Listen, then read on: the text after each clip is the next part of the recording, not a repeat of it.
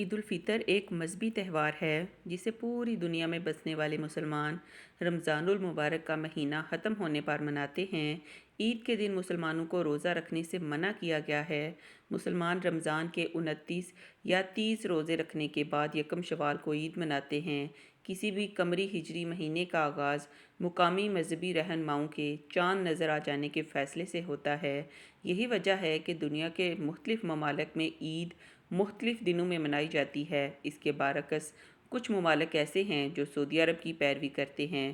عید الفطر کی سنتیں اور احکام: نماز عید الفطر سے پہلے صدقہ فطر ادا کرنا، مسواک سے منہ صاف کرنا، غسل کرنا، اپنے کپڑوں میں سے اچھے کپڑے پہننا، خوشبو لگانا، نماز عید الفطر سے پہلے تاک کھجوریں یا کوئی بھی میٹھی چیز کھانا، نماز عید الفطر کے لیے عیدگاہ جانا، عیدگاہ جلدی جانا، عیدگاہ پیدل جانا، نماز عید کے بعد بیٹھے رہنا اور خطبہ سننا، خطبے کے دوران خاموش رہنا، اپنے عزیز و اقارب کے ساتھ عیدگاہ جانا، ایک راستے سے عیدگاہ جانا اور دوسرے راستے سے واپس آنا، گھر سے عیدگاہ جانے تک تکبیرات کہنا۔